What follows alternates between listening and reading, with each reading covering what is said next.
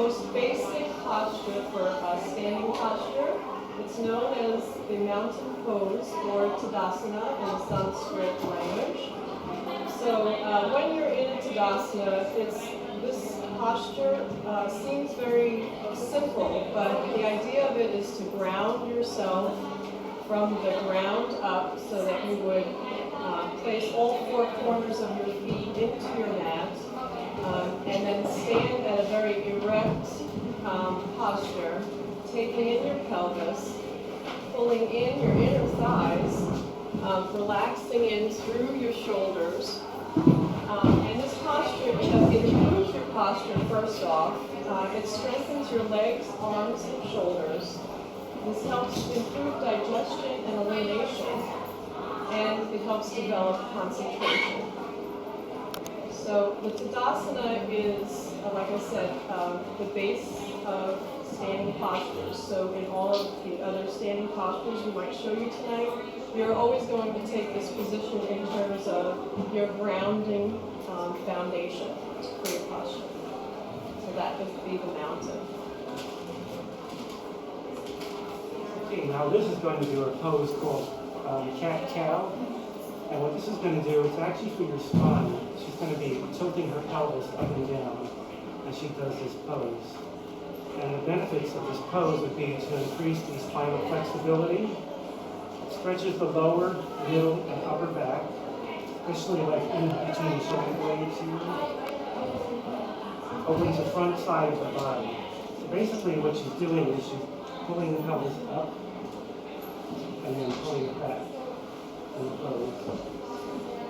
And when she comes up, she's actually stretching all the way through the top of the back here. And she's rounding in.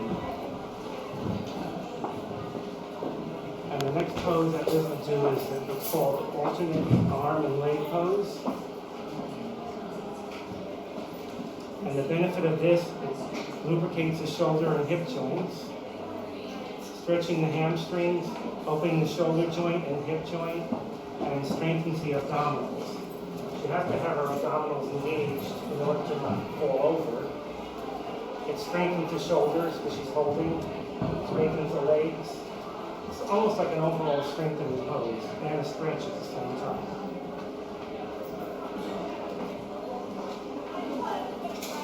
Next, we'll move into our down dog, which most people are familiar with when they hear the words yoga. The down dog basically is this posture that John is taken into. This stretches your entire spine, and it helps stretch each of your limbs because of the positioning of your arms and your legs. Ideally, as you work your down dog, eventually your heels will meet your mat. Or you can, ease into it with your bent knees if need be. This helps stimulate mental function. It increases your blood circulation and is also great for lymph drainage. And this improves the function in your eyes, your ears, your nose. It will increase concentration as well. And with every yoga posture, the breath in your posture is extremely important. It helps to bring in that focus and to bring your focus inward and tuning into your body. And now John will move into what's called sun salutation or Surya Namaskar. This is actually a series of 12 movements to the right side of the body and then 12 movements to the left side of the body. So one complete series of a sun salutation is a full body warm-up. There is every muscle in his body being worked throughout the Surya Namaskar warm-up. And this helps build strength and stamina. It increases your blood circulation and is a heating posture. So that's the reason why it's used most often as a warm-up. And this can be repeated as many times as your body will allow you to. It's very important to both do the right side and the left side of the posture. It helps improve concentration. It calms the mind. It balances the chakra system, which is our subtle anatomy that we have inside. And it serves as a meditation in motion.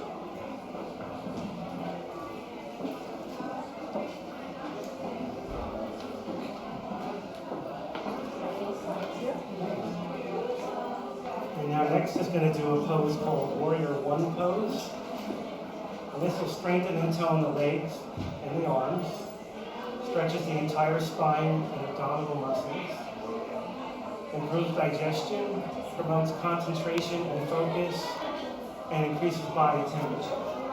And as you can see, she has her hips are perfectly squared off to the front.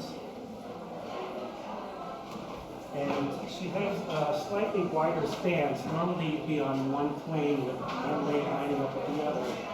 But this is actually better for her for balance. So that's why she has a slightly wider stance. And now she's going to open up into a Warrior Two position. Well, I just wanted to say that hands on hips would be your most basic and the basis for balance. If your balance is challenged, this would be the first position for your arms. Ultimately and eventually, you would want to be able to lift your arms and even reach back like so. Another arm posture for you as you increase your balance could be here. So this would be the second level, and the third would actually be to the top, and then eventually being able to come back. And now we're up to Warrior Two. Now with Warrior Two, this strengthens and stretches the legs and the ankles. Stretches the groin, chest, and lungs, and shoulders. Stimulates abdominal organs. Increases stamina, as you can see from having to hold this. Relieves backache, especially through second trimester of pregnancy. Therapeutic for carpal tunnel syndrome. Flat feet, infertility, osteoporosis, and sciatica. And as you can see, she has, her pelvis is tilted up so that her stomach is not out. Her shoulders are perfectly out. And if she wanted to do a little stretch here for her wrists, she could bring her palms up and press out, and then bring them down again, and then make a fist. This is good for carpal tunnel, and come back out of it. And that's Feel the heat very much in your solar plexus, the center of your torso. This helps strengthen your arms and your wrists. It tones very much so your abdominal muscles, and it helps stretch and lengthen the spine. And it also will help you provide a sense of balance and stability.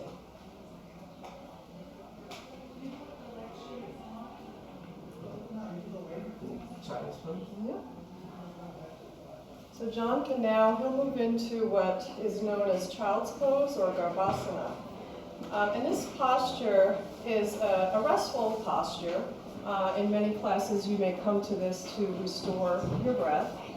And it strengthens the immune system, actually, this posture. It strengthens the spine, the abdominals, and the leg muscles.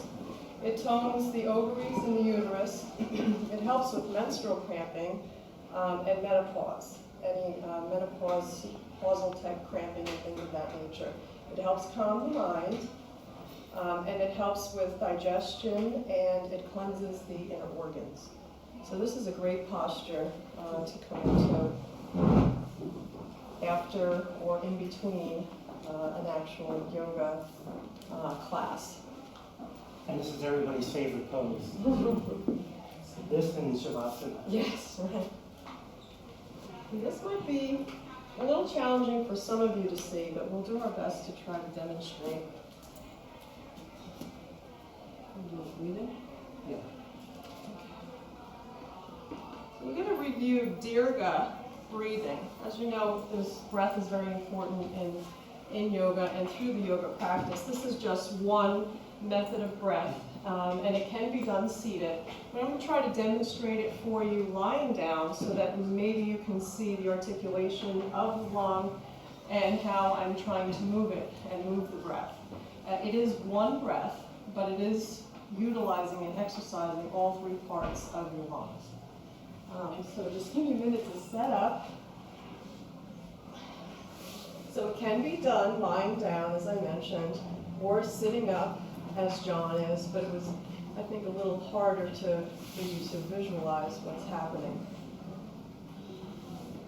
So basically, The idea of this breath is to fill from the bottom of your lungs, bring it in through the center and up to the top, and then as you exhale, you release the breath from the top to the center and down in through the belly, and allowing your navel to kind of tilt in toward your spine.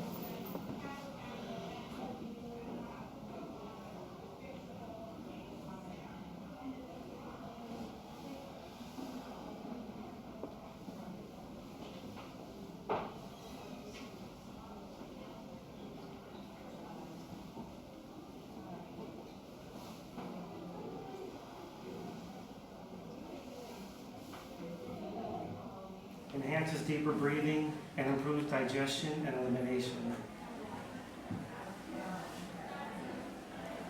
So I don't know how well you all were able to see that. You were able to see the different parts of my lungs moving.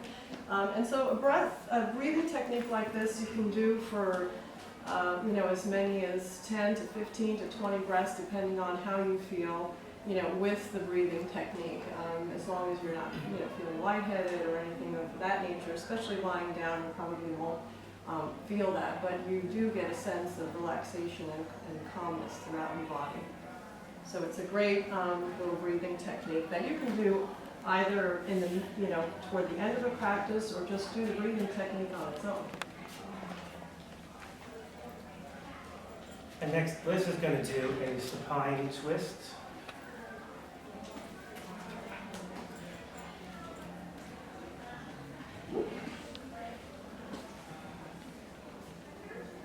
And what this is going to do, it helps to rotate the spine, improve circulation and flexibility, eases lower back pain and upper back discomfort, helps correct spinal misalignments like scoliosis, tones the obliques, abdominal and thigh muscles, calms the nervous system, nourishes the spinal nerves, stimulates proper functioning of the digestive system.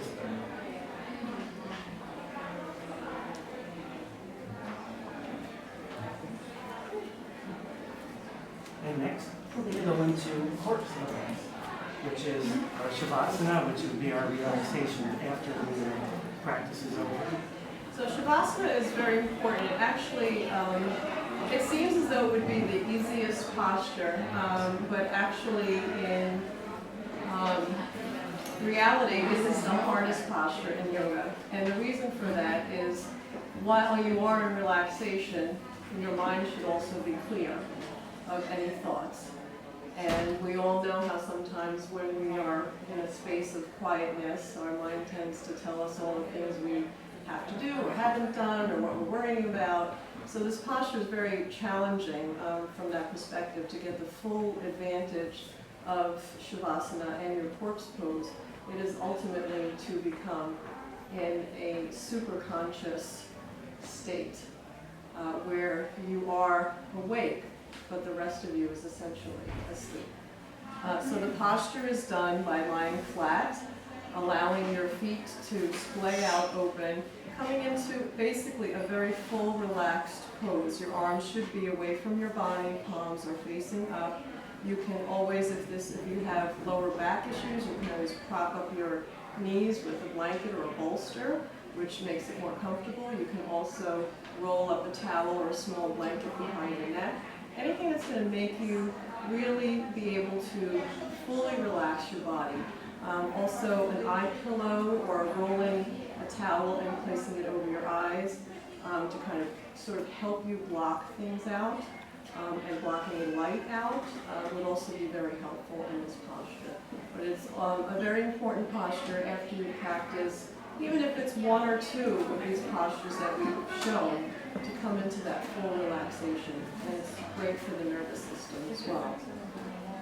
Did you read the benefits on this? No. Let me just make sure that I covered everything. In your Shavasana, as I mentioned, it calms the nerves, it reduces fatigue, it strengthens the central nervous system, and it refreshes basically your body and your mind. So now I'll help John come out of Shavasana. You can flex your knees up, John. And turn your body to the right side, coming into a child's pose. Want me to lay on my side first? Yeah, come into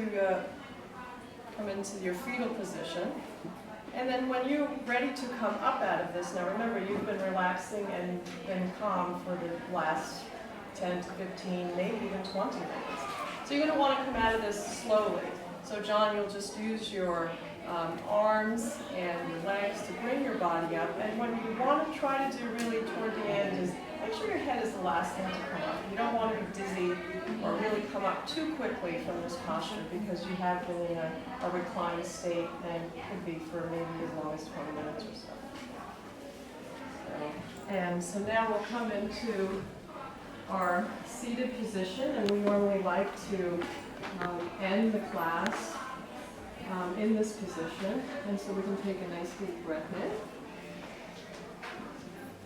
and exhale out. And we appreciate your attendance, and we hope that you found some of our information helpful, and we hope that you will come visit us at the gym.